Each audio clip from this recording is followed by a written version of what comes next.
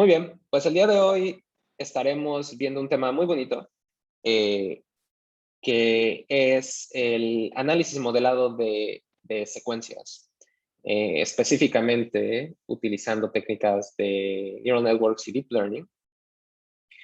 ¿Por qué secuencias? Bueno, como lo veremos en un instante, las secuencias son un tipo de datos como muy importante para los seres humanos, para el ámbito de biología, para la biotecnología y para un montón de otros campos científicos y tecnológicos.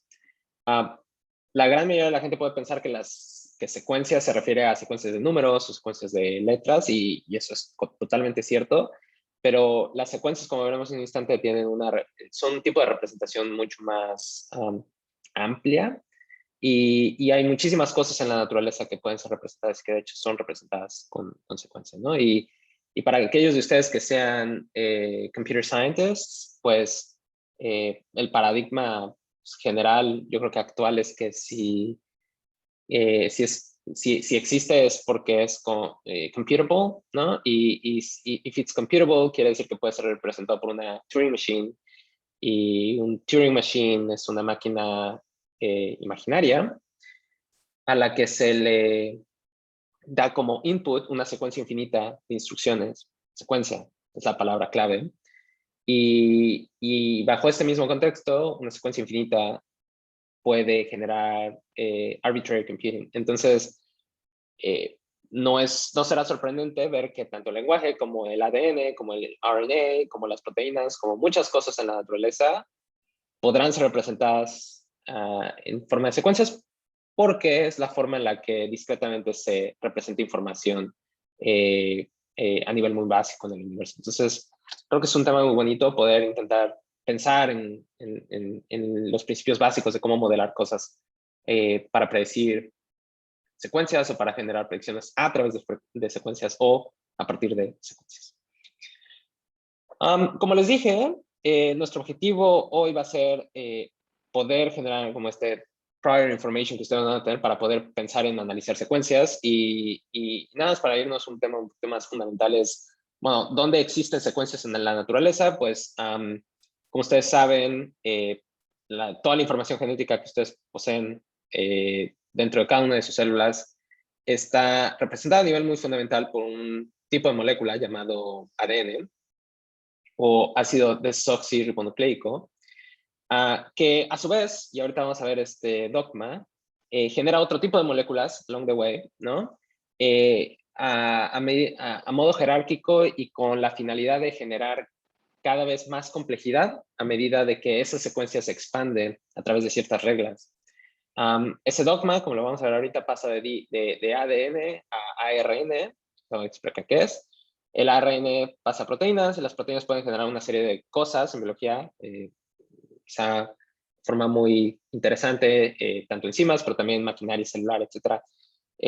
Y eso es en combinación con otro tipo de moléculas, como los glicanos, los lípidos, los fosfolípidos, y combinaciones de todos estos tipos de moléculas son los elementos básicos de construcción que las células usan para mantener su complejidad a nivel de información, para generar organelos, para construir sus propios procesos y para mantenerse vivas. Y de la misma forma, esas son las mismas moléculas que las células usarán para reproducirse y generar tejidos, y los tejidos para generar órganos, y los órganos para generar seres humanos, mamíferos, insectos y demás. Y ustedes pueden ver aquí lo fundamental del tema de hoy a nivel análisis, a nivel abstracción, modelado y generación como de modelos muy deep, donde a veces nuestro objetivo va a ser de predecir desde secuencia a nivel ADN, que es arguably the most fundamental unit in this conversation, all the way to phenotype. Y para los que no sepan mucho, sabe, principios biológicos, fenotipo se refiere a todas las características observables, físicas, que se producen generalmente a través de este proceso que acabo de decir, a partir de ADN, ¿no? Entonces, en biología se habla de genotipo y fenotipo. Genotipo se refiere a la secuencia that encodes for this information, y phenotype es, o fenotipo es la expresión más física de eso, ¿no? Que aquí no hemos hablado del ambiente donde estas secuencias se expresan o se codifican, pero, y será también muy relevante, pero por hoy vamos a simplificar la secuencia. Ahora, en biología, y estoy hablando un poquito más de esto porque acuérdense que nuestra clase es muy orientada a biología y tecnología. Algo que deben saber desde el punto de vista de secuencias biológicas, que es como muy interesante y creo que es importante que todos ustedes sepan, es que en biología molecular existe algo, se le llama el dogma central. Y el dogma central estipula que esta jerarquía de información y abstracción y complejidad, al menos en los sistemas biológicos que conocemos hasta hoy en día, parten y se basan en tres elementos básicos, tres tipos de moléculas básicas, las cuales, entre las cuales hay estadios o operaciones de cómputo que van a transformar estas secuencias de una forma a otra con ciertos fines. Entonces, este dogma central empieza con el ADN como molécula básica, esencial de almacenaje de información biológica. El ADN, a nivel muy somero, contiene 4 letras, 4 nucleótidos que tienen una afinidad de pareo ahí como muy específica. Y la razón por la que esto existe es para que esta molécula genere una molécula más grande, que es una doble hélice, la cual uno contiene 2 copias de la misma información y las contiene de la misma información y de forma pareada con fines de proveer robustez y de generar formas de que esta molécula pueda corregirse en el evento de que existan mutaciones o errores. Sin embargo, este tipo de molécula se usa, o las células lo utilizan para generar un evento que le llaman el evento de transcripción, que a través de otro tipo de moléculas, proteínas que se llaman polimerasas, RNA polymerases, van a pasar de este tipo de molécula que esencialmente su propósito es almacenar información, ya que son bastante robustas y no se degradan fácilmente, etc.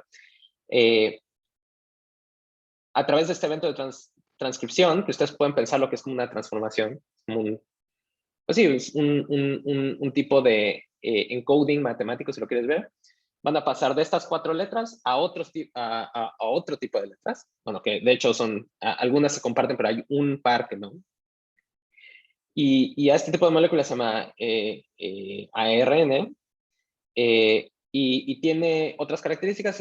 Una de las principales es que puede adoptar estructuras secundarias muy interesantes, pero quizá la mayor es que es una molécula de vida corta que va a fungir como una molécula como de mensajería, donde de la misma forma que en ciertas computadoras tienes tu solid state o tu disco duro, y ese tipo de memoria no se accesa relativamente. Hay otro tipo de memoria, ¿no? La RAM, por ejemplo, que se accesa de forma más rápida, pero también es volátil, es decir, desaparece bajo ciertas circunstancias. Y de forma muy análoga, el RNA existe para un propósito muy similar, pero donde esta secuencia, esta molécula, va a codificar para generar aminoácidos a través de otra transformación que se llama translación.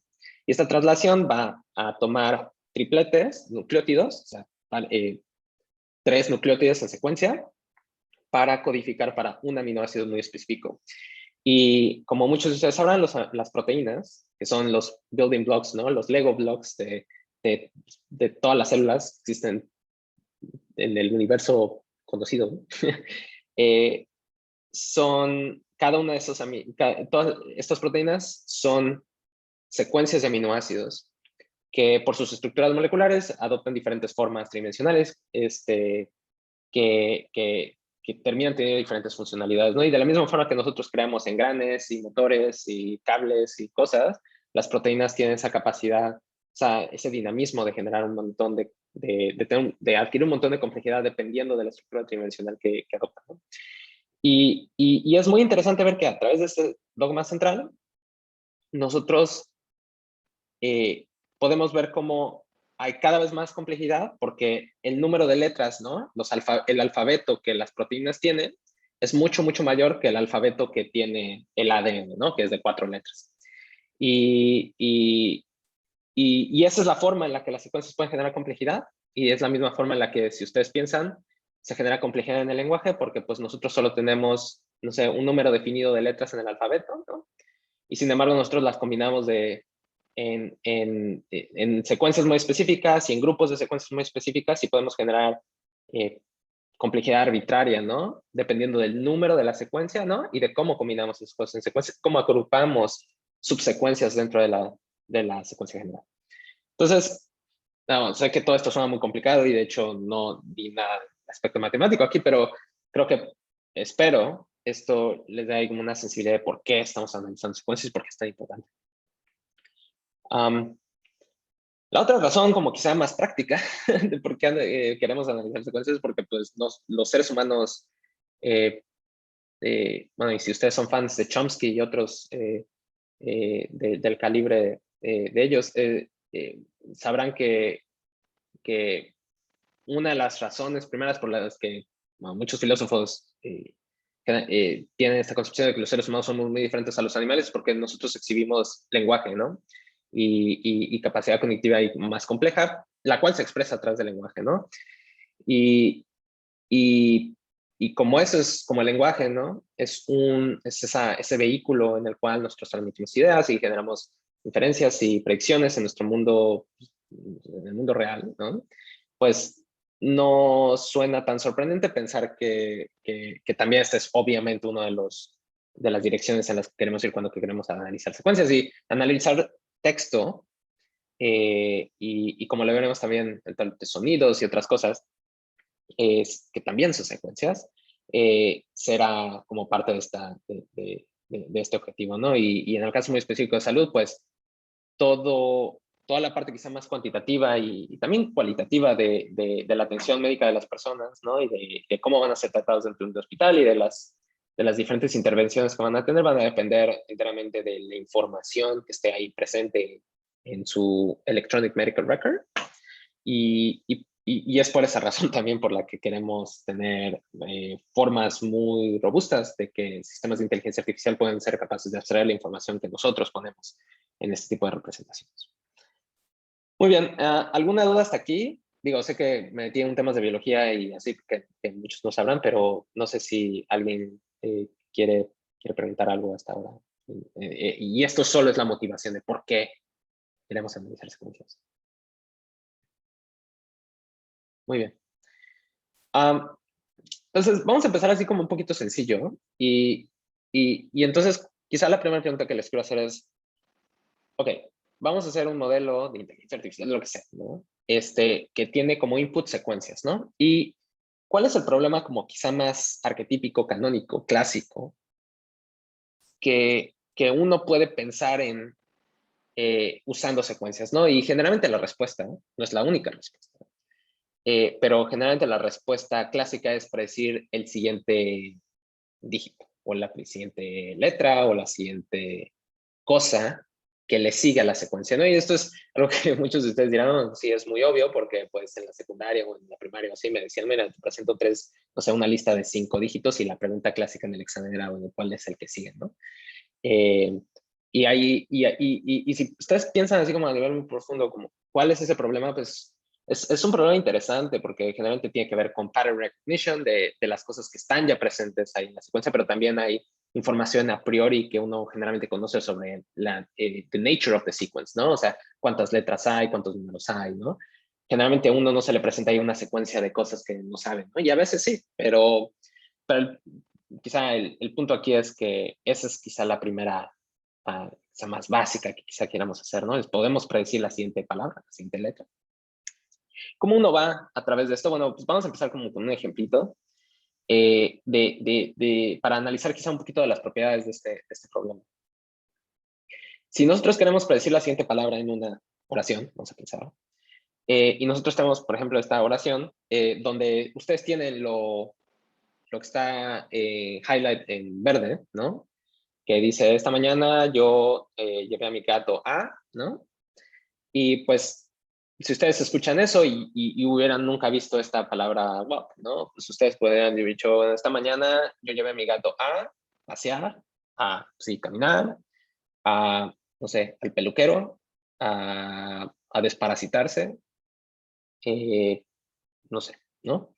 Y si yo les digo, bueno, y la respuesta correcta en este caso era walk, era caminar, y ese es nuestro objetivo, predecir esa palabra. Entonces, ¿cómo ustedes irían a través en este problema, no? Y aquí es bien interesante porque ustedes pueden decir, bueno, Luis, pues obviamente o sea, persona, pues tomé toda la oración, ¿no? Esta de This morning I took my cat for a, y pensé, ¿no? En la solución. Sin embargo, ¿qué me dirán ustedes si yo les preguntara, oye, pues sí, me gustaría que hicieran esta predicción, pero existe una novela antes de eso. O sea, es decir, ustedes tienen que leerse todo un libro antes de que quieran ahí como predecir esto, ¿no? Entonces, es un problema como muy diferente, ¿correcto? Porque, y quizá menos eficiente de resolver, ¿no? Porque si yo les digo, bueno, pues es que hay un montón de información atrás que quién sabe si les sirva o no, ¿no? Para resolver esto, habrá algunos de ustedes que me digan, bueno, pues yo me lo leo porque Luis me lo dijo, y otros me dirán, no, sabes que no tengo tiempo para leerme una novela, ¿no? 500 páginas.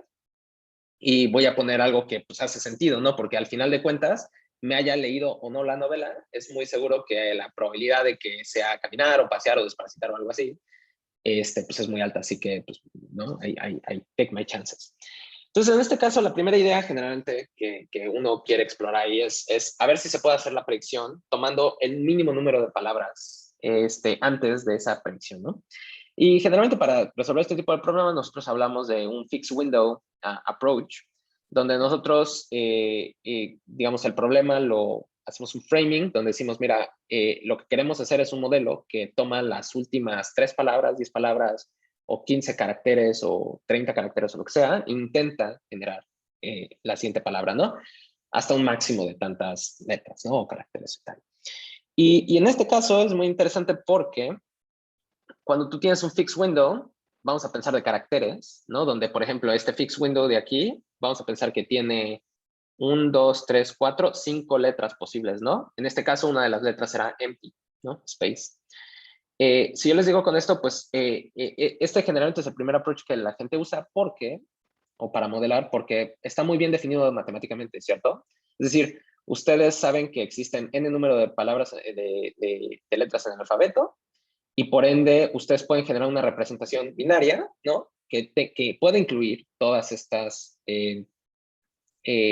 opciones de letras, ¿no? Eh, para, para, para poder representar, por ejemplo, la palabra for o la palabra a o el espacio demás, ¿no? Y eso podría ser algo como muy interesante. Sin embargo, también hay otros approach basados igual en fixed window, donde tu intención no es hacer un encoding de cada letra, ¿no? Sino hacer un encoding de cada tipo de palabra, ¿no? Entonces, si ustedes se van a la Real Academia de la Lengua y cuentan el número de palabras que existen en el lenguaje español, pues verán, no sé, qué hay N, ¿no? No sé cuántos habrá, 100,000, 16,000, no sé, creo que son entre 20,000. ¿Y eso qué quiere decir? Que si nosotros queremos hacer una representación binaria, pues tendremos que tener, ¿sabes? 2 a la, o sea, una potencia de 2 que básicamente pueda incluir hasta, ¿no? Ese número máximo que queremos. Por otro lado, puede ser que sepamos de antemano que tu secuencia no va a tener cualquier palabra arbitraria. Y en ese caso, nosotros generamos lo que se llama un alfabeto, ¿no? Que de la misma forma que el alfabeto de letras tiene cierto número de letras, también pueden generar un alfabeto de palabras, ¿no? Entonces, si solo saben que las únicas palabras que pueden aparecer son estas 1000 palabras, ¿no? Pues ese es su alfabeto de palabras, ¿no? Y en este caso muy específico de este ejemplo, nada más para que lo tengan, nosotros, aquí he generado una representación binaria, pero muy particular, que ahorita vamos a hablar de eso, que no hemos hablado de eso antes, que se llama One Hot Encoding, donde nosotros hemos puesto, hemos hecho este encoding de palabras. Y no sé, alguien que quiera participar un poquito, que quiera ganarse ahí como puntitos de participación, alguien que sepa y que me pueda describir qué es una representación one hot o qué es un one-hot encoding, o qué entienden ustedes por one-hot encoding, para que se lo expliquen a los demás. Alguien que se quiera lanzar. Y Alex, si me ayudas ahí como anotar quién fue. ¿Nadie? Sin miedo al éxito, Sí. hombre. Según yo, bueno, por lo que me acuerdo de mi curso de Machine Learning básico, One Hot Encoding es una manera de pasar una palabra a un modelo de Machine Learning y la transformas en un vector. Hay varias maneras de hacerlo y lo transformas en un vector de unos y ceros, ¿no? En pocas palabras. Más o menos, but not quite. Entonces déjenme ver si puedo, Ok. Entonces, one-hot encoding, lo que significa, y nada más para que sea, es que vamos a intentar hacer un encoding basado no en binario, porque si ustedes dicen binario, pues entonces si tienen, vamos a pensar que si tienen, no sé, opción de tener 6 espacios, 5 espacios, ¿no? Entonces, esto es 0, ¿no? Pero ustedes pueden tener otra cosa que sea, no sé, pueden tener 1, ¿no? En este caso porque es 2 a la 0, ¿no? Pueden tener otra cosa que sea así, por ejemplo, pueden tener 2, que es así, en binario. Para los que no sepan binario, please, ahí medio repásenselo. Pero 3, por ejemplo, es esto, ¿cierto? Porque es 2 a la 1 y 2 más 2 a la 0, ¿correcto? Y así pueden progresar la secuencia. Sin embargo, esto es una representación binaria, pero la representación one-hot es algo muy interesante porque es un tipo de representación donde, solo lo voy a hacer de 3, pero aquí hay de 5, ¿eh? Donde la representación generalmente la quieres hacer de este estilo, donde puedes tener un encoding 0, generalmente tienes un encoding, bueno, lo que quieres lograr es tener un vector, como dicen, ay, ups,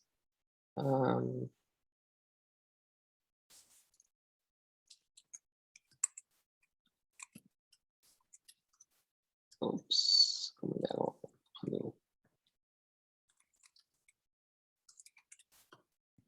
Ay, esto lo hice espérame tantito.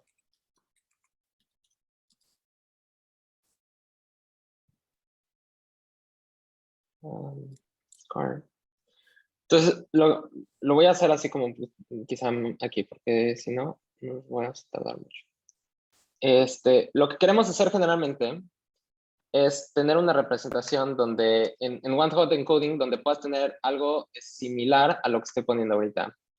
Donde tienes, donde cada una de tus opciones no es el número binario específicamente, sino es un 1 en la posición en la que te interesan. Entonces, por ejemplo, si ustedes ven aquí, en una representación one-hot encoding, solo hay 4 posibilidades de valores en esta representación de tres números. Una donde todos son ceros, pero una donde solo hay un 1, pero el único 1 está en la primera posición, el único en esta otra opción, el único 1 está en la posición del medio, y en esta otra opción, el único 1 está en la primera posición.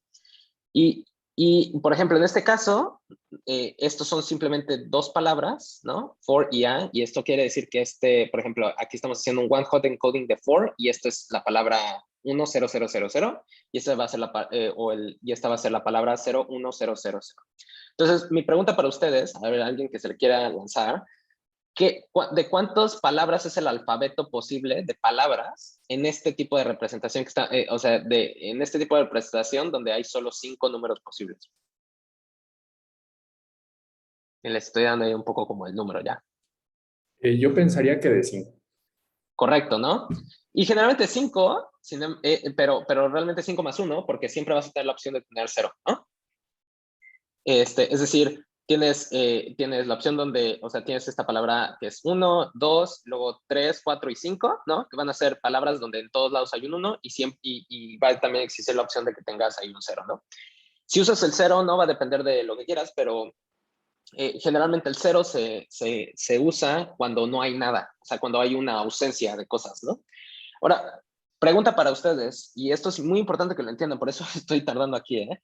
¿Por qué creen que esta representación es quizá más interesante para palabras que la representación anterior que les puse de irse uno por uno en binario, donde van 0 y luego 1 y luego 2 y luego 3 en binario. O sea, que realmente estás expresando números. O sea, ¿por qué irnos a esta como encoding tan raro donde el 1 va acá y luego el 1 va acá en lugar de irnos uno por uno en el número?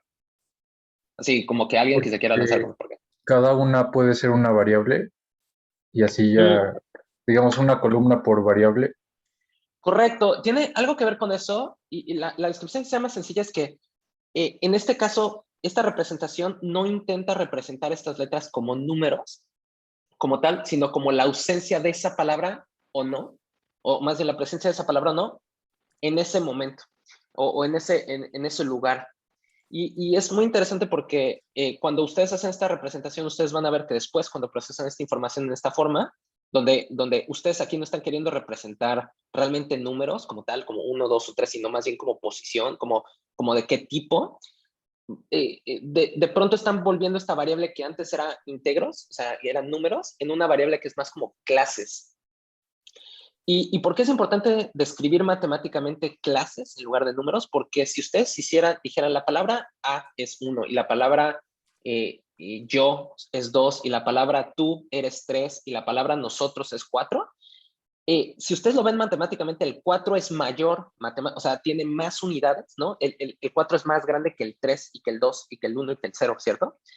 Y eso, en los esquemas matemáticos que vamos a ver después, puede ser interpretado, el algoritmo lo podría interpretar como que la palabra ustedes o la palabra yo es más importante que la palabra ustedes, porque tiene un número mayor.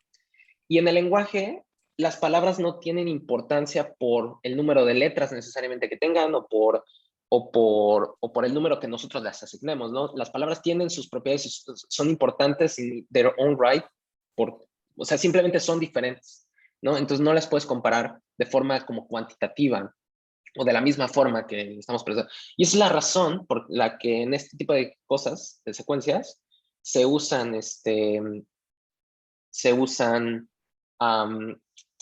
representaciones como esta, como de one hot encoding. Entonces, no sé si es claro o les queda claro más o menos a todo el mundo. Pongan su manita, así como, please, así como para saber su thumbs up. Perfecto, muchas gracias. Genial, entonces, lo siguiente es, ok, ahora, ¿cuál es el problema de este approach, del fixed window approach al principio? Es que si ustedes lo ven aquí, cada predicción de what solo depende como de un número como muy reducido de palabras que le anteceden, ¿no? ¿Y esto cuál es el problema? Que si tú necesitas contexto como a largo plazo, ¿no? Como de que haber leído varias más palabras o varias más oraciones para poder hacer una predicción correcta. Por ejemplo, cuando ustedes leen una novela, pues generalmente algo pasa y de pronto otras cosas pasan y de pronto como que regresan un poco al tema de hace 3 páginas, ¿no? Y a veces es importante, es parte como del pensamiento, quizá como de la capacidad cognitiva que nosotros tenemos de abstraer información y generar síntesis y demás, es estas long-term dependencies, ¿no? Long-term en el sequence space. Ajá. Son muy importantes a veces, no siempre. Y el problema de este approach, del fixed window approach, generalmente pierde esta capacidad de long-term dependencies, ¿no? Entonces, por ejemplo, en este caso, imagínense que nosotros tenemos la misma window que yo les puse y que ustedes leen esta, bueno, que yo les doy así esto y que lo van pasando por un algoritmo de inteligencia artificial y dice, bueno, France is where I grew up, but I now live in Boston, and so I speak now, or I speak fluent. Si yo solo tuviera la anterior window, donde pones boston.I, speak fluent como entrada, ¿qué ustedes predecirían aquí? Pues predecirían English, ¿no? Si fuera así como boston.I, speak fluent, sería English, ¿no? Pero that's the wrong answer, ¿no? ¿Por qué? Porque necesitaba saber de esta palabra que estaba ahí como más lejos, ¿no? Entonces, el problema a veces de hacer fixed window, y de nuevo, fixed window es el primer approach que generalmente la gente tiene que hacer porque es muy sencillo, es fácil de definir, ¿no? Pero ¿cuál es el problema? Que generalmente no puedes modelar long-term dependencies o arbitrary long dependencies, ¿no? Entonces, aquí quizá el learning es que necesitamos una forma matemática de pensar cómo podemos hacer encoding de información que está en momentos arbitrariamente pasados, in sequence space, para hacer predicciones de lo que tiene que seguir inmediatamente la secuencia, ¿no? Entonces, el siguiente approach para hacer eso es compactar el sequence space, ¿no? Cuando nosotros tenemos muchas palabras, pues decir, es como, ustedes han visto, ¿no? Generalmente cuando ustedes escriben algo en español, generalmente el párrafo es más grande que cuando lo escriben en inglés, ¿no? Y también será más grande que si lo escriben en Esperanto, por ejemplo, ¿no? Y de la misma forma, hay otra técnica que se llama bag of words, que no tienen que pensar mucho en eso, es simplemente como que generas una bolsa de palabras, así de la misma forma que en Scrabble, pues ustedes tienen sus letritas en una bolsa. Bueno, pues alguien se inventó que vamos a hacer este bag of words. Y quizá la parte interesante del bag of words es que generas este alfabeto de palabras posibles y a cada una le generas esta como representación. Puede ser en one-hot encoding o otro tipo de encoding. Y la razón por la que se hace eso es porque representar cosas en one-hot encoding generalmente requieren menos información, o sea, menos bits que si tú representaras cada letra en hexadecimal, por ejemplo. Entonces, en este caso, esta estrategia de bag of words, de nuevo, no tienen que entender mucho, pero básicamente es un tipo de transformación donde va donde vas de esta representación a esta otra representación que parece como binaria, pero es más como una secuencia de one-hot encodings, ¿no? Donde generalmente tú tienes, solo pones las palabras, y esto es parte del truco del bag of words, solo pones las palabras that matter really in language. Hay palabras, y bueno, yo sé que les dije que las palabras todas tienen su diferente valor, pero sí hay palabras que valen más que otras, ¿no? Generalmente hay palabras que quizá tienen menos relevancia que otras, ¿no? Sintácticamente, y el approach bag of words es hacer un tema como de compresión binaria, basada en one-hot encoding, pero también un abecedario de palabras para generar esta representación, ¿no? Y esto no se tienen que preocupar mucho cómo se hace específicamente. Hay paquetes que ya te hacen como bag of words una vez que tienes un abecedario.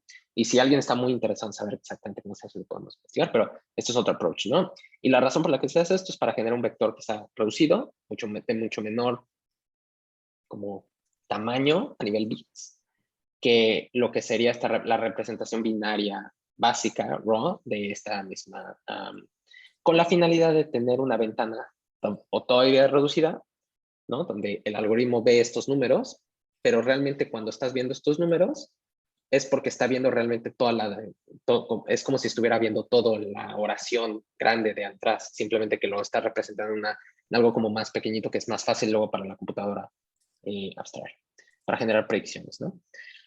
Entonces, pero ¿cuál es el problema del bag of words? Y esto es algo que no les conté aquí, pero es como la parte del problema, es que generalmente el bag of words, como lo dice esto, generalmente tú generas esta representación que para hacerlo muy reducido, esta representación, tú no preservas el orden. O sea, simplemente aquí, por ejemplo, no sé si se están dando cuenta, en esta representación, que esta es la representación bag of words tradicional, este primer uno que está aquí, que bueno, vamos a pensar que aquí está todos en tripletes o en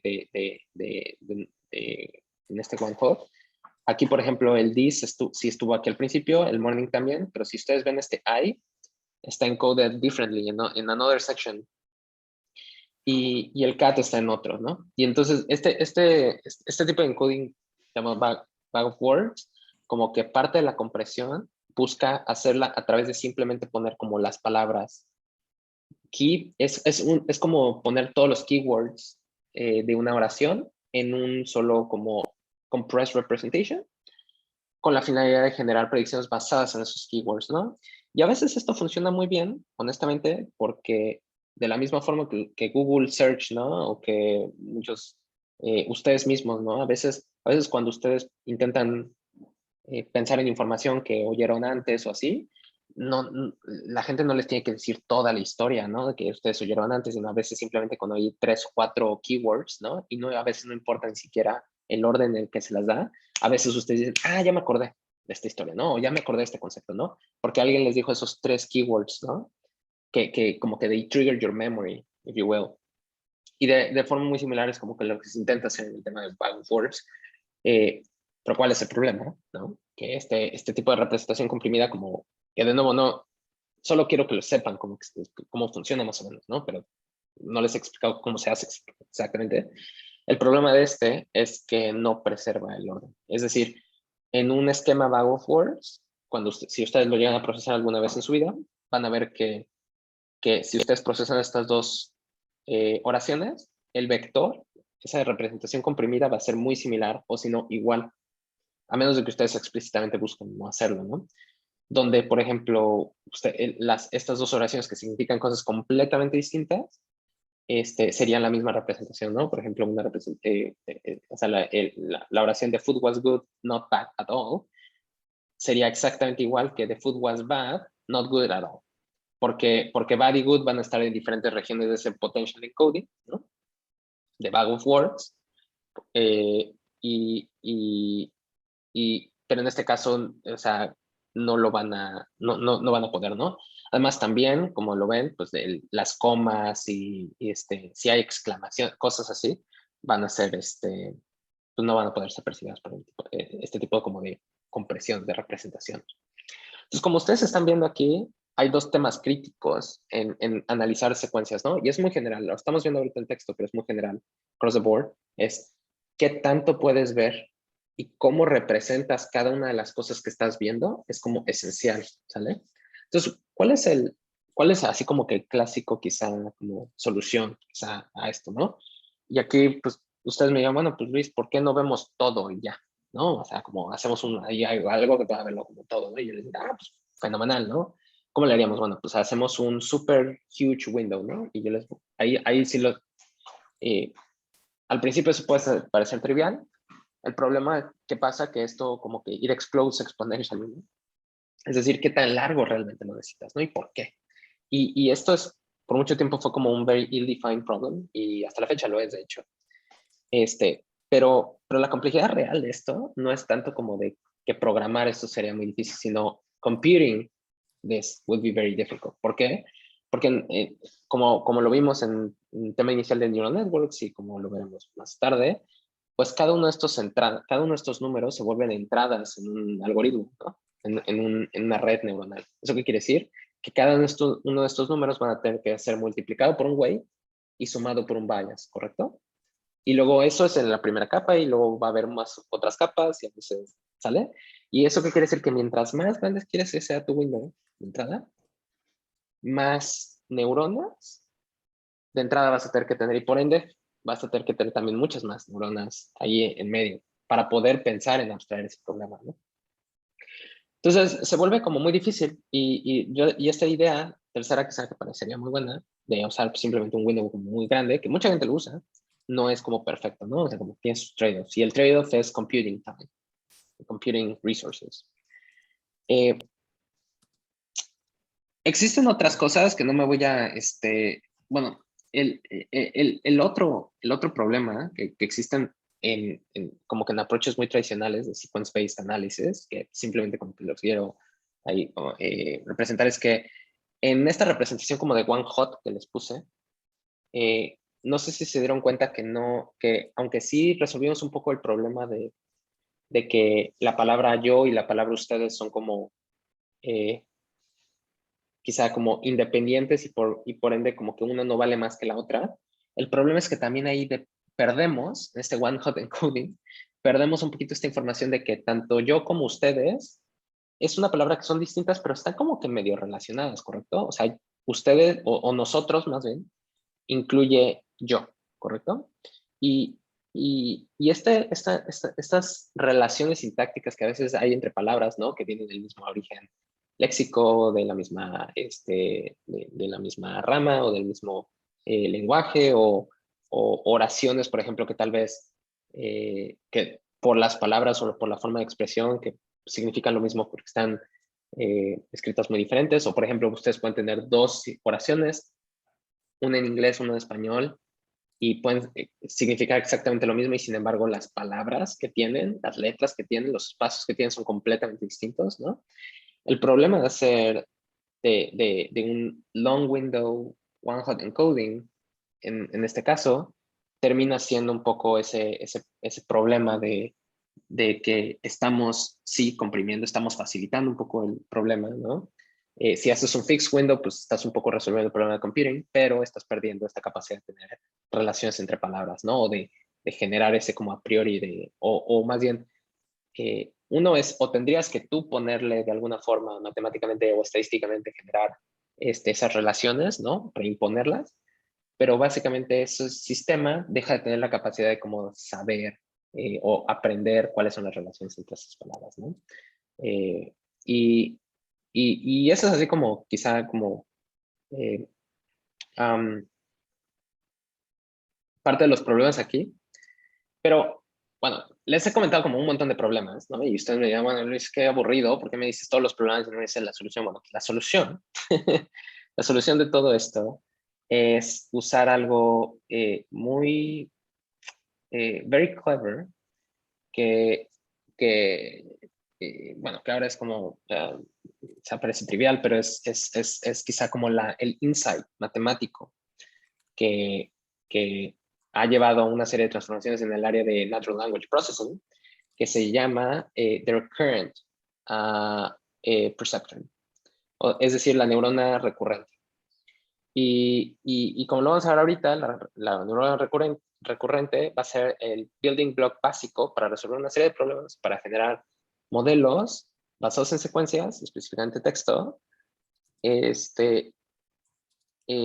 porque, como lo vamos a ver, va a tener una serie de propiedades que nos van a permitir hacer cosas que ninguno de los otros como métodos de representación de encoding, ¿no? tenía.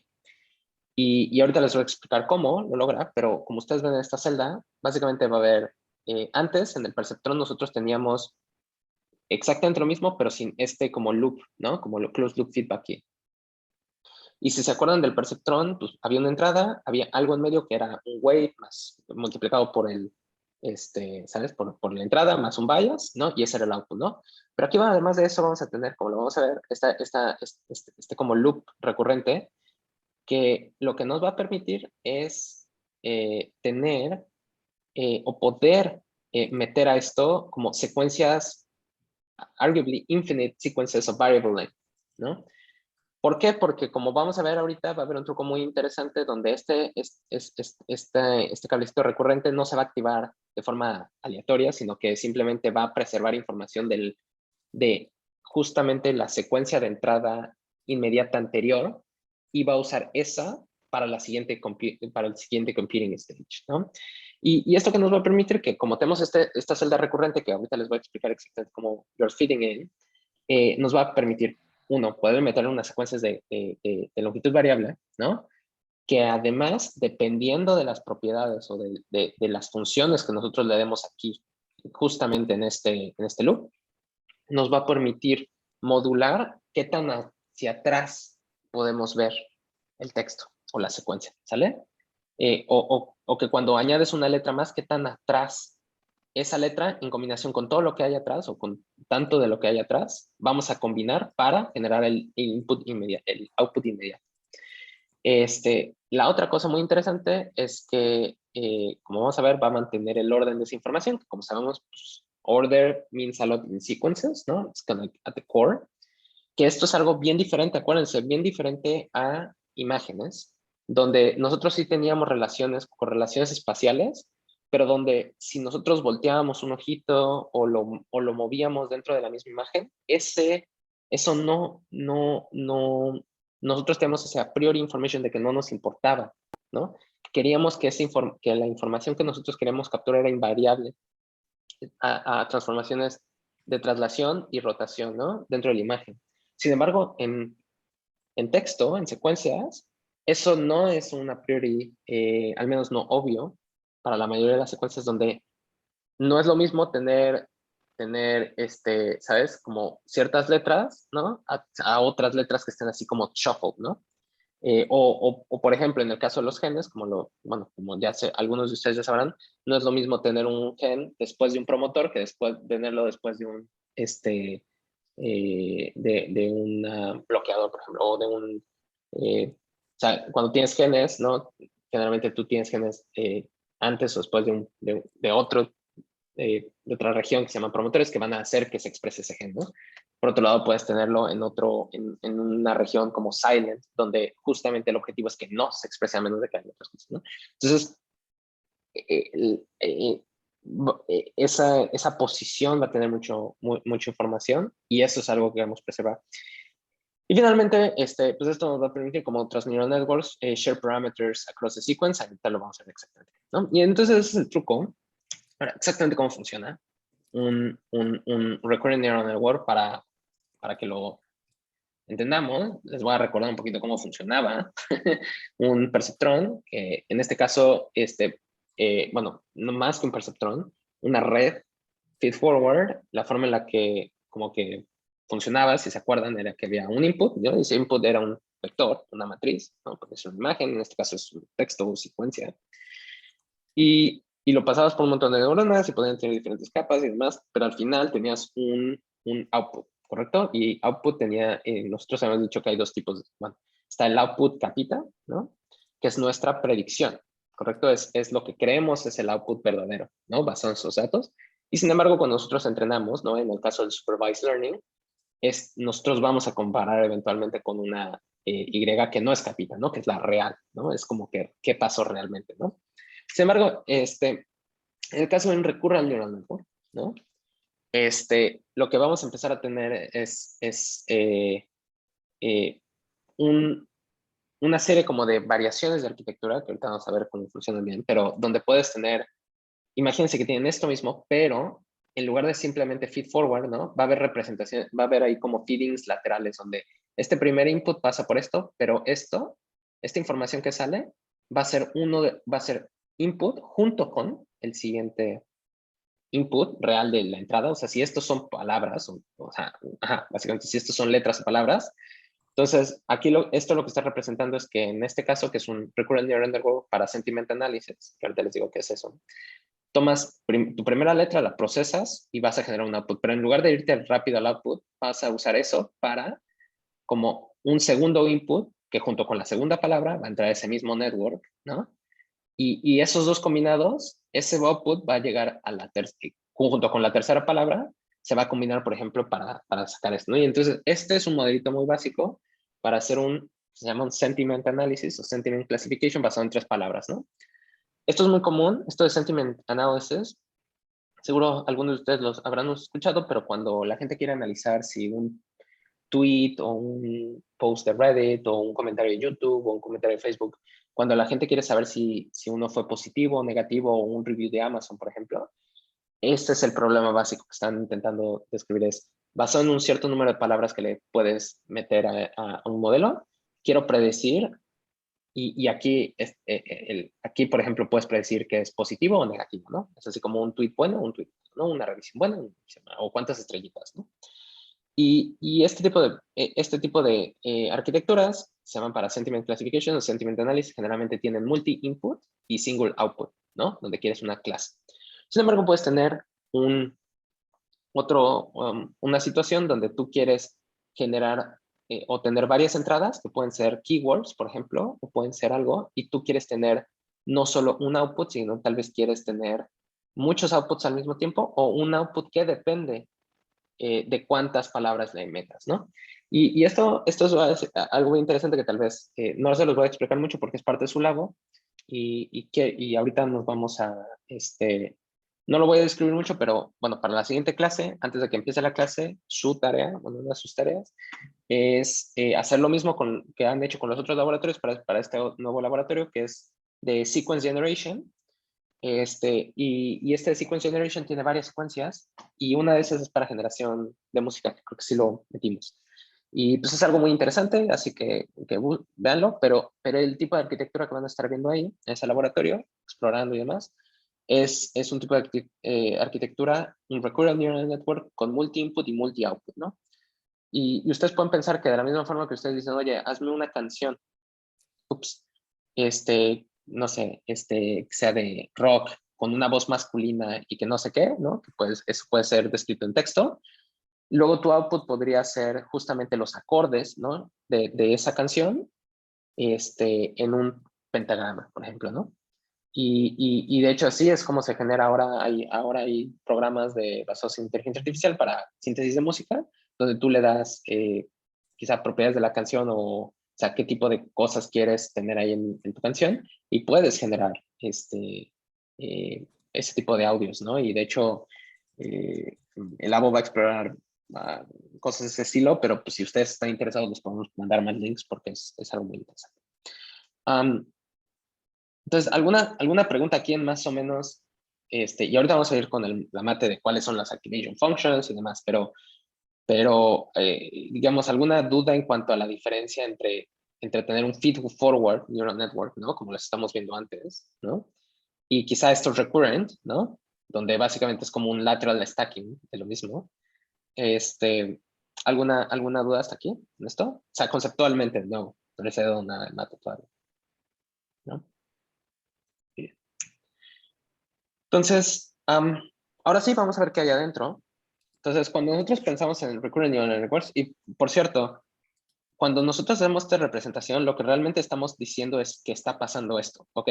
Y cada uno de estos no quiere decir que hay 3 redes independientes, sino que esta misma red, que es una sola red, primero tiene un input, pero genera un output, pero ese output no va hacia afuera, sino va hacia sí mismo, ¿no? Entonces, esto cuando hablamos de esto, es un poco como que esto ocurre a t equal 0, ¿no? Esto ocurre en t equal 1, esto ocurre en t equal 2, ¿no? Y cada uno, esta iteración va a pasar en cada momento que estés feeding a new input, ¿no? Y este new input puede ser palabra por palabra, puede ser segundo por segundo, por ejemplo, ¿no? Que es el caso de la música. O milisegundo por milisegundo, ¿no? Pero a nivel, o sea, como más gráfico, este tipo de redes donde el output del procesamiento anterior, ¿no? Del cómputo anterior se pasa como uno de los 2 inputs del estadio presente, y se representa con este como feedback loop. Y nada más para dejar bien establecido como la nomenclatura aquí, es a esta red interna, ¿no? Que puede ser una sola neurona o pueden ser varias, ¿no? Le vamos a llamar una celda recurrente, ¿ok? Y la celda recurrente va a tener 4 cosas, ¿ok? Va a tener la celda y ahorita vamos a hablar de qué hay aquí adentro. Pero va a tener obviamente un input, como todos los otros que hemos visto, va a tener un output, que de nuevo son vectores, ¿ok? O sea, matrices, vectores. Y va a tener un estado, ¿no? State, que va a ser como, va a ser como la memoria de ese estado, o de la celda, de esa celda, ¿no? Donde esa memoria, y ahorita vamos a ver, se puede preservar por uno o varios iteraciones, ¿no? N. Ese estado lo vamos a representar a través de HT, y T es porque va a representar T es cada como stage, ¿no? Cada iteración. La T simplemente como que alude un poco como al tiempo, ¿no? T equal 0, T equal 1, pero no necesariamente se refiere a que esto ocurre cada segundo o cada milisegundo, ¿no? O sea, no es, it's not time, it's computing time, ¿correcto? Entonces, ¿cómo se define el estado en esta celda recurrente? Bueno, pues va a tener esta definición, es arbitrario, bueno alguien lo generó así y es una buena definición, donde básicamente el estado va a ser una función parametrizada por pesos. Entonces, esto, cuando ustedes oigan pesos en Neural Network Deep Learning, van a pensar, oh, optimización. O sea, como de aquí, nosotros vamos a usar backpropagation y gradient descent para hacer algo interesante, ¿no? Pero entonces va a ser una función que va a ser parametrizada por pesos y potencialmente biases también, ¿sale? Que va a tomar 2 entradas, ¿sale? Va a tomar el estado anterior, es decir, HT de la vez pasada, ¿no? Del evento como de computing time previo anterior, y del input y del vector de entrada de ese stage, ¿no? Y lo que es muy interesante aquí es que como es una celda recurrente y esto va a pasar paso por paso, ustedes pueden decir, bueno, pues, ay, pues qué aburrido, Luis, o sea, es como que simplemente esto está pasando una y otra vez. Y es cierto, pero bajo las funciones FW apropiadas, ¿no? Hay veces en que los eventos recurrentes pueden adquirir una complejidad arbitraria, ¿no? Y esto por ejemplo, lo verán ustedes, bueno, para ustedes que sean como más math curious, o sea, ver como los sets de Mandelbrot y Chaos Theory pues básicamente, pues sí, Complexity Theory, ustedes verán que hay formas de crear complejidad arbitraria con funciones bien sencillas, siempre y cuando tengas algo recurrente. Para aquellos de ustedes que sean muy curiosos, busquen algo en internet que se llama el problema 3x más 1 o los sets de Mandelbrot. Y creo que es... Y para los de ustedes que conozcan eso, los aplaudo porque qué buena onda que se usan. Muy bien. Entonces, desde el punto de vista como más técnico, quizá a nivel programación, ¿cómo ustedes hacen, programan una celda recurrente dentro de TensorFlow? Bueno, pues aquí más o menos como el estado. Generalmente hay, bueno, esto es pseudocódigo, ¿eh? Bueno, sí es código, pero es más como pseudocódigo. Va a haber una celda en TensorFlow, que ahorita les voy a decir exactamente cuál es, ¿no? Cómo se define, pero generalmente vas a tener varios parámetros, ¿no? Tú vas a tener tu hidden state inicial, ¿no? Que es este HT, pero generalmente tú quieres un H0, ¿no? O sea, es como que cuál es el estado inicial, o sea, cuando es t igual 0, ¿qué pasa, no? Entonces, este es un estado inicial y generalmente eso lo inicializas en 0, pero no tiene que ser 0, ¿no? Y luego generalmente tienes tu sentence o tu sequence, ¿no? Que va a ser un input, una secuencia, ¿no? En este caso es I love recurrent neural networks. Y lo que va a ocurrir a nivel como RNN es que vamos a tener un for loop, más bien, que va a ir palabra por palabra o token por token o letra por letra o one hot encoding by one hot encoding, donde van a generar este tipo de función, ¿no? Donde va a haber tu recurring neural network que va a tomar esa palabra de ese momento, ¿no? En el for loop, va a tomar el hidden state anterior, ¿no? Porque pues obviamente, ¿y qué va a ocurrir? Esto va a producir dos cosas, ¿no? Va a producir una predicción in that time step, ¿no? Pero también va a producir como ese HT que se va a usar después, este hidden state se va a usar después como este hidden state en la siguiente iteración, ¿no? Y entonces, ¿qué ocurre? Que ustedes van a hacer esto, pero como este hidden state cada vez que en el forward loop está entrando, ¿eso qué quiere decir? Que la última predicción de este for loop, ¿qué va a ser? Pues va a ser la predicción de la siguiente, ¿correcto? Entonces, quizá viendo esto, es como muy sencillo ver como a nivel programación por qué esta predicción es lo que justamente buscamos después de hacer algo tan sencillo como un forward loop aquí, ¿no? Y obviamente hay una complejidad aquí que es myRNN, pero vamos a tomarlo paso a pasito. Y Alex, si me ahí ayudas a decirme cuándo tenemos que darnos un break, ahí me Sí, avisas, pues ¿sale? todavía tenemos un ratito más. Si quieres seguir continuando, Sí, podemos sí, tener break a las perfecto, 7. perfecto. Bueno, vamos a irnos con mate, ahora sí ya vamos a entrar bien. Así que espero que estén excited y tómense un cafecito porque va a estar relativamente heavy. Entonces, vamos a irnos como to the weeds, ¿no? O sea, ¿qué está pasando aquí en esta recurrent neural network? Además de la parte, o sea, como más block diagram. Por cierto, ¿quién de ustedes, levántame la mano o su thumb, ¿quién de ustedes ha tomado clases de control? Uno. Pues todos ya debieron de tomar algo de control. Ok. Súper. Y de ustedes, ¿quién ha tomado control, específicamente control digital? Que no es lo mismo. O no. O sea, bueno. Sí y no. ¿Uno? ¿Hay alguien? ¿Nadie? Ok, bueno. Eh, a nivel control, pues ustedes pueden pensar, ¿no? Que siempre tienen, o sea, ¿cuál es la razón por la que tenemos como feedback loops, ¿no? En el caso de control, pues es para tener, para poder llegar a un steady state o para poder llegar a o sea, básicamente para que con una ley de control apropiada, pues puedas llegar a cierto valor como target, ¿correcto? En este caso, y es muy interesante en la parte, como a nivel control digital también, algo que no es muy quizá entendido o quizás es el cambio más radical entre control normal, análogo y control digital, es que en control digital tú generalmente haces decisiones como in computing time, ¿no? O sea, es decir, una vez cada segundo, una vez cada n, pero no es como continuo, ¿no? No es una señal análoga que se va corrigiendo como de forma continua, sino que tú a veces tienes un delay, ¿no? Entre lo que pasó antes y aquí.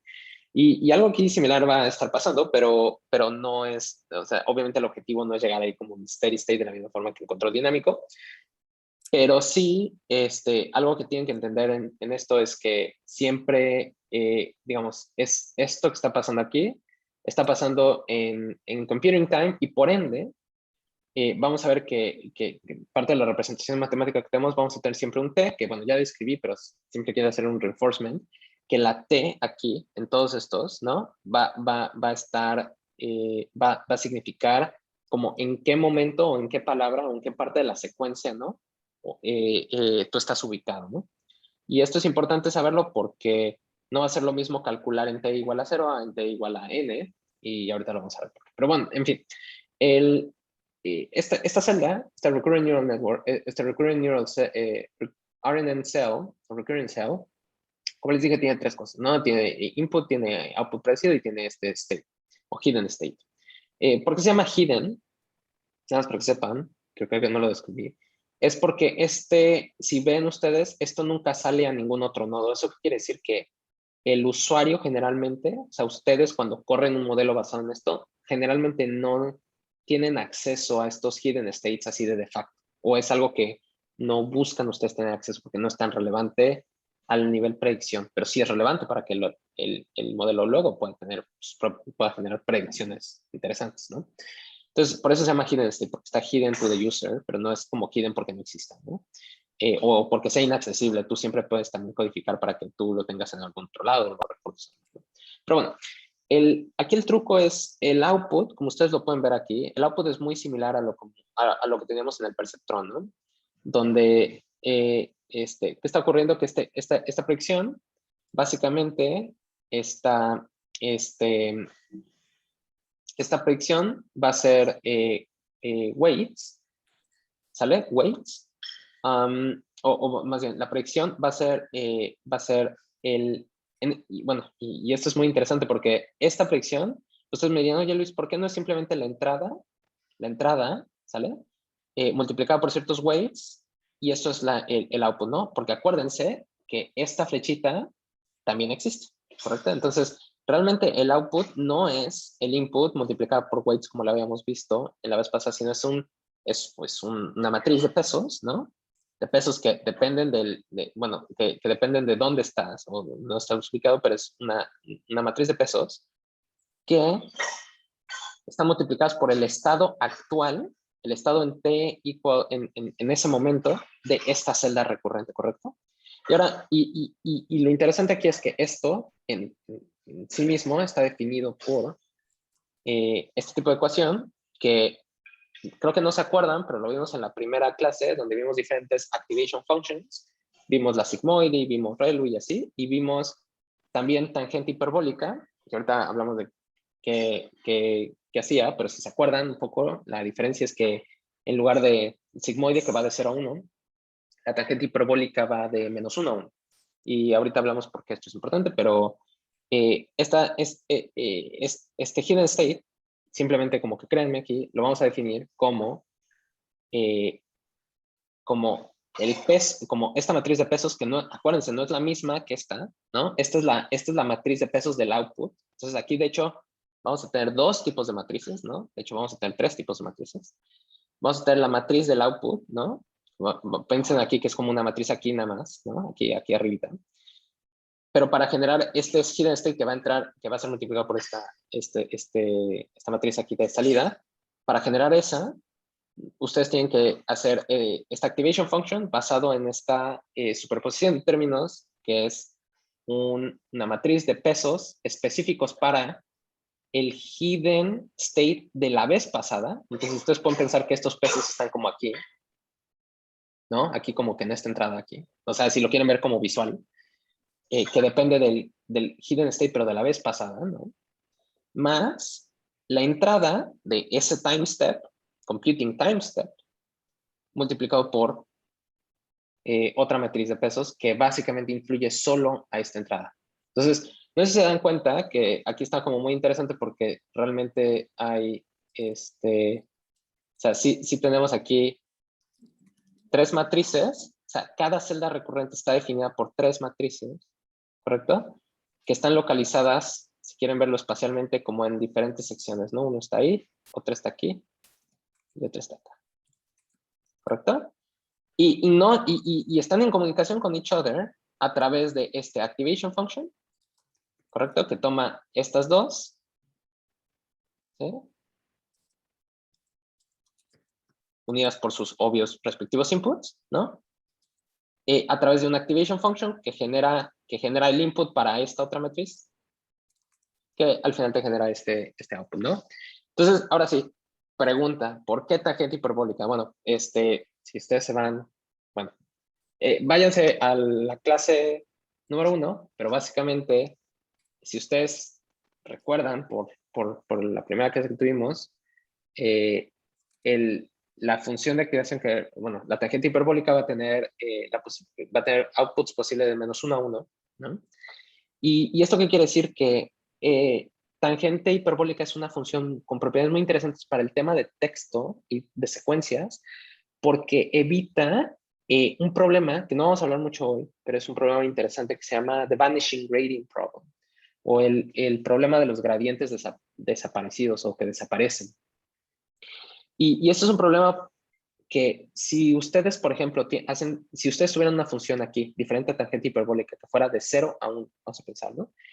Y si su output actual, ¿correcto? O sea, si su output en este time step, perdón, si su output en este,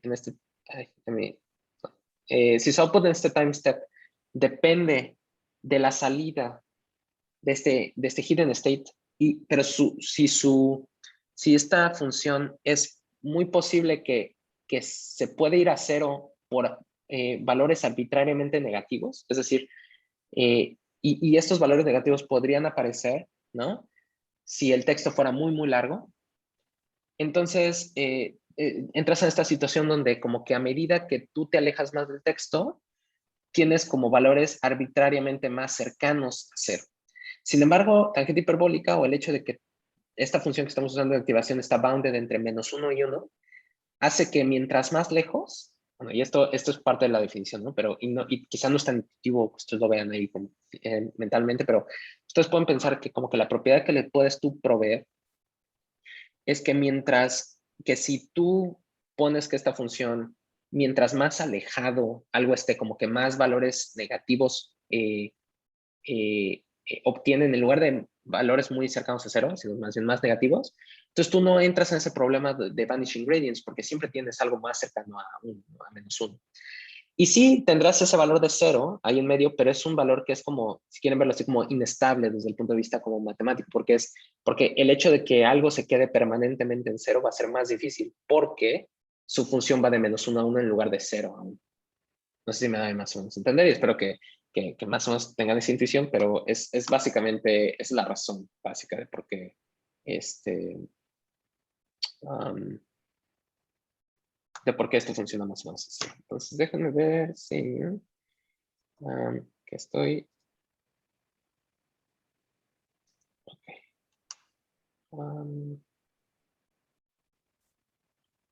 Mi computadora está.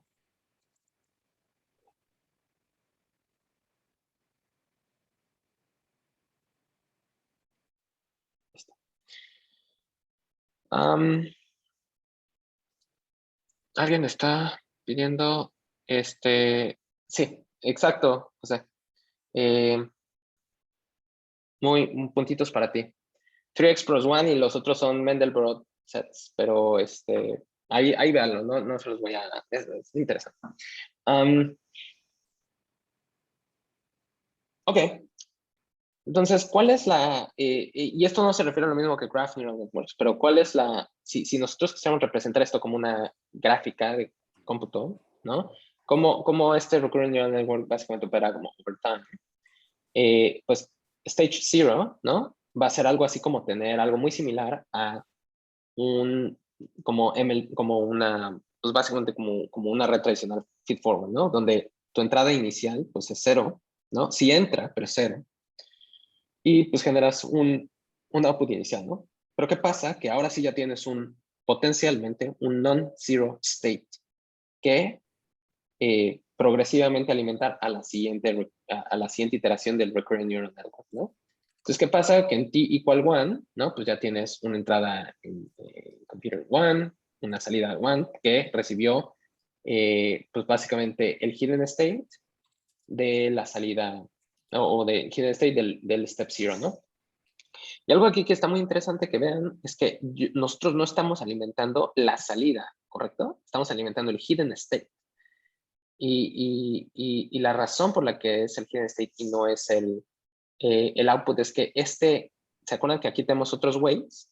Si nuestro, si nuestro, um, si nuestro task de optimización, o sea, es decir, si el Y capita que quisiéramos predecir es sentimiento de si es bueno o malo, si nosotros estuviéramos alimentando la salida al siguiente estado, básicamente aquí hay un tema de compresión de información, más que compresiones de eliminación de información, porque a veces toda la complejidad de la información que ya hay aquí dentro por un cierto input, nosotros con esta última matriz lo vamos a volver de algo muy complejo a algo que es como bueno o malo, sí o no, una clase, por ejemplo, ¿no? Entonces, si tú le alimentas el output en lugar del hidden state, la siguiente iteración está perdiendo un montón de información que se capturó en los estadios anteriores, ¿no? Entonces, esa es la razón por la que esta flechita no viene de Y0, sino que viene del hidden state anterior. Entonces, espero que sea como interesante. Y esto, pues, progresivamente, bueno, suena muy lógico, tú lo haces cada step of the way, hasta un t arbitrario que de nuevo es computing time, y esta t puede ser el número de palabras en un input text, o puede ser el número de segundos de un input de una canción, por ejemplo, ¿no? De notas, o puede ser, pues, o puede ser NL nucleótidos en una secuencia de ADN. Y como les dije, estos weights se van a compartir a través, y acuérdense que esto es una matriz, ¿eh? Así que es una matriz de un montón de weights, y acuérdense que esto no es un solo nodo, puede ser una sola neurona, pero pueden ser también N neuronas aquí metidas, ¿no? Como les dije, pues va a estar definido por 3 weights, ¿no? Tres weight matrices, ¿no? Que cada una de ellas pueden ser submatrices, ¿no? Pero esas básicamente van a ser las mismas a través de cada una de estas predicciones, ¿no? Entonces, así es como it computes outputs, ¿no?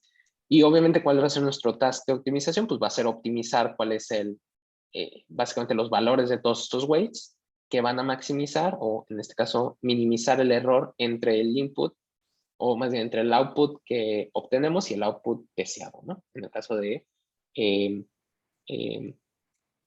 supervised learning. Oscar. Sí, aquí me surgió una duda. Entendí hasta esta última parte, lo único que no entiendo es si lo que queremos es optimizar entre eh, lo que nos da nuestro modelo y lo que es. Entonces, Y0, o sea, como lo veo es de Y0 a Y a T-1, entonces ese input como es imperfecto, ¿no? O sea, a nosotros nos interesa el output solo hasta YT, ¿no? Bueno, es que lo que vamos a ver es que, bueno, y hay diferentes formas, pero por ejemplo, si tú defines, y esto es algo que en muchos de estos modelos no vas a poder escapar, es si tú defines que tu máximo input es vamos a pensar, 10 palabras, ¿no? Entonces lo que va a ocurrir es que realmente vas a tener, lo que vas a correr antes de optimizar es you're gonna feed las 10 palabras. ¿Eso qué quiere decir? Que vas a generar 10 outputs y también 10 hidden states, ¿no? Y lo que vas a hacer es que una vez que ya tengas todas estas, vas a comparar output, digamos el output final, ¿no? De la cosa que querías predecir, de la palabra que querías predecir, y vas a intentar ver, o sea, hacer gradient descent para ver cuáles son los shared weights, ¿no? Que across all the computing events, ¿no? De toda la secuencia, va a como reducir más. Entonces, en realidad no es como que la optimización pasa como every step of the way, sino que esta es la forma en la que tú vas a analizar una secuencia, en este caso, por ejemplo, de 4 o más, de T, input letters, tienes Brasil, input tokens, para generar un output final, que en este caso el output final es Y capita T. Y entonces, esto no está hablando de nada de cómo se va a optimizar, esto simplemente es cómo se generan las predicciones, como every step of the way, ¿no? Entonces, y aquí lo interesante, y ahorita vamos a hablar cómo se optimiza exactamente, lo importante que ahorita entiendas es que aunque estas predicciones están ocurriendo en cada step, ¿no? Y y capita 0 y y capita 1 son diferentes, ¿eh? Y de hecho no tienen nada que ver con each other, porque esta depende de todas las anteriores, pero Y1 no depende, solo depende de esta anterior, por ejemplo, ¿no? Lo único interesante aquí es que aunque estas son diferentes predicciones, porque son de diferentes predicciones para diferentes cosas, o para diferentes steps, lo que sí se comparte across every single iteration son todos los weights, ¿no? Entonces, cuando hagas optimización vas a tener que correr como todas hasta el número de input sequences que quieras tener, o input sequence letters que quieras tener, y vas a intentar predecir basado en en el último número quizá. Pero bueno, en fin, algo aquí interesante es que hay, desde el punto de vista como de optimization, va a haber como dos tipos, vamos a llamarles como dos tipos como generales conceptuales de losses, ¿no? De costos y de losses, que puedes tú sacar a través de esto, ¿no? Tú, por ejemplo, si tú tienes, una oración de 10 palabras, ¿no? Eh, Cuando tú le metes esas 10 palabras al algoritmo, no se las vas a meter completas, sino se las vas a meter una por una, ¿correcto? O sea, primero vas a meter la primera palabra y vas a intentar predecir la segunda palabra. Y luego le vas a meter le vas a meter dos palabras y vas a intentar predecir la tercera palabra, ¿no? Y luego le vas a meter tres palabras y luego vas a intentar predecir la cuarta palabra y so on. Entonces, algo bien interesante aquí es que tú puedes generar losses, ¿no? O sea, como calcular pérdidas porque acuérdate que este Y0 se refiere a este input X, ¿no? O sea, digamos, el task de optimización aquí es que a ti te hubiera gustado, o sea, idealmente, que este Y capita 0 fuera igual que X1 y Y capita 1 es lo que tú buscas at the end of the day, es que Y capita 1 hubiera sido igual o sea igual que X2 y Y capita 2 sea igual que la que le sigue, ¿no? X3. Entonces, ¿eso qué quiere decir? Que en cada step tú puedes generar una pérdida, una loss, ¿no? Este loss cero es como no muy interesante porque depende de como que cuál sería la primera palabra que empiezan, ¿no? O sea, como de sin input, ¿no? Pero bueno, de igual forma es un loss. Pero en cada momento tú puedes generar un loss, pero la loss quizá más importante, más relevante es una vez que acabas tu secuencia, o sea, o hasta donde quieres llegar, cuál es como el agregado de todos esos losses, ¿no? Y aquí estoy representando que estas como rayitas o estas flechas, por ejemplo, tienen el mismo peso, pero no necesariamente tienen que tener el mismo peso. Entonces, ahora sí, ¿cómo se programa? Ahora sí, ya, esto ya no es pseudocódigo, esto ya es como true code. ¿Cómo se programa una Recurrent Neural Network o Recurrent Neural Cell para generar un Recurrent Neural Network eventualmente? Y ahorita vamos a ver exactamente cómo se utiliza, ¿no? Pero, ¿se acuerdan que en el pseudocódigo habíamos puesto este myRNN, ¿no? Entonces, pues esta es la definición y lo estamos haciendo en keras, ¿no? Pero básicamente, como les dije, vamos a tener tres tipos de matrices, ¿no? Entonces, ¿qué definimos? Pues tres matrices, ¿no? Y son weight matrices, que pues, no vamos a hablar mucho de esto, pero básicamente es el weight de las entradas pues va a depender del número de input, de la dimensión del input, ¿no? Una, dos, tres, cuatro palabras, cinco palabras, o sea, ¿cuál es el input máximo? Y esto es algo muy interesante porque aunque yo les dije que pueden como tener arbitrarios input, este recurrent neural networks, eso no quiere decir que, que esto como pueda ser infinito, ¿no? Y la razón por la que no puede ser infinito es porque si fuera infinita la entrada, entonces computing all of the recurrent cells would be also infinite, would also take infinite amount of time. Entonces, esto es algo muy interesante porque hasta la fecha no se ha resuelto este problema de cómo generar. O sea, esto es como la mejor solución hasta ahora porque en teoría, bueno, tú puedes entrenar algo con arbitrary long. El punto es que cada vez que le añades más, pues va a costar más computing, ¿no?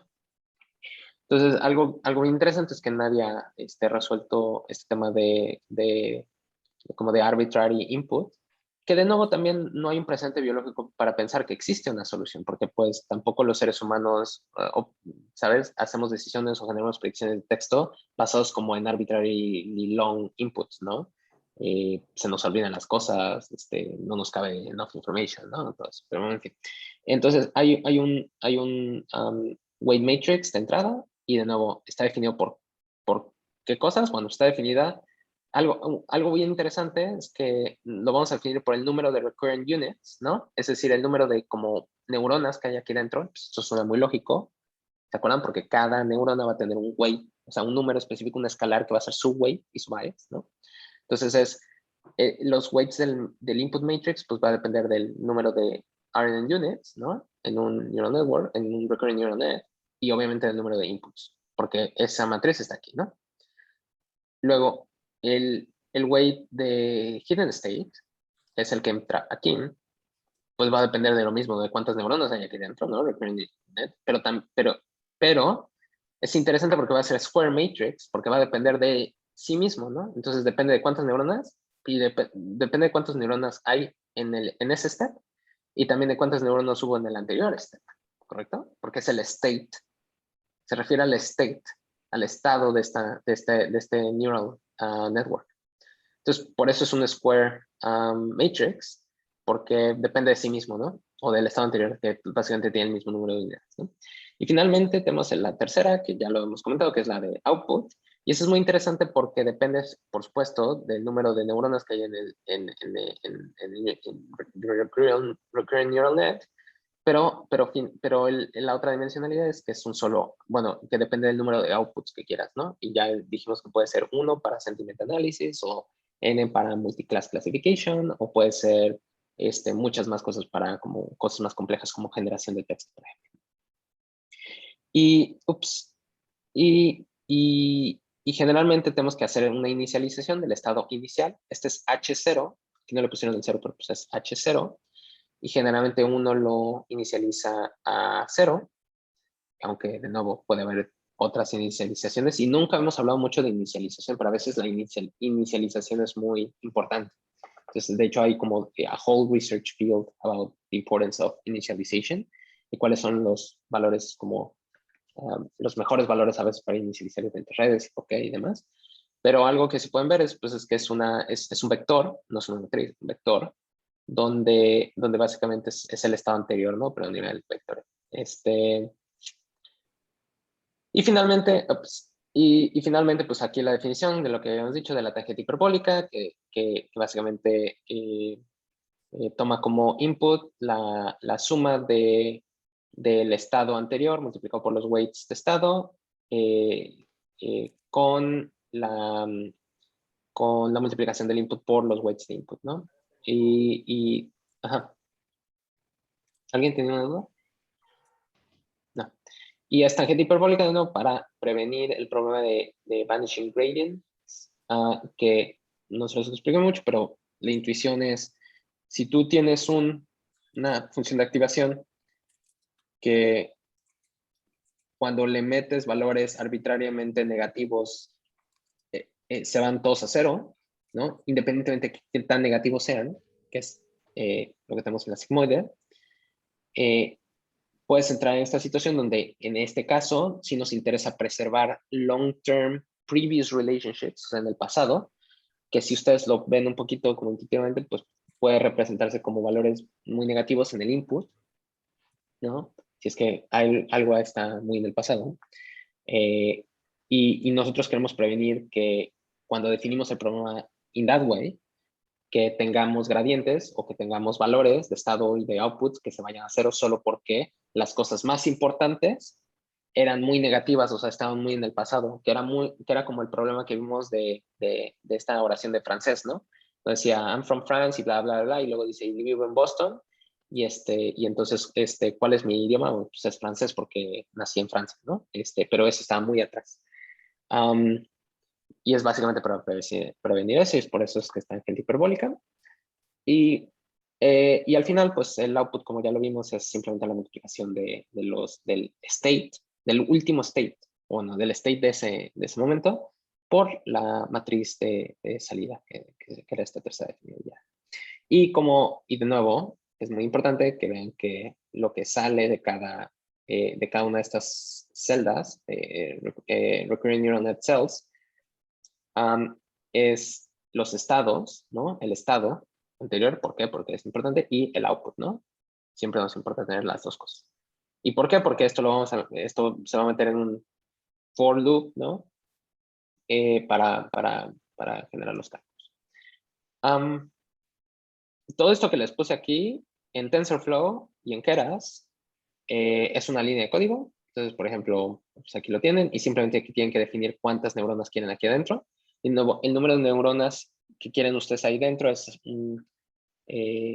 algo que tienen que experimentar y hay diferentes formas de justificarlo, pero generalmente uno quiere tener una red grande que pueda como abstraer la complejidad de tu problema, pero no extraordinariamente grande que no la puedas entrenar, ¿no? Y cómo calculan ese número pues será algo que it's out of the scope of this class, pero también es active research.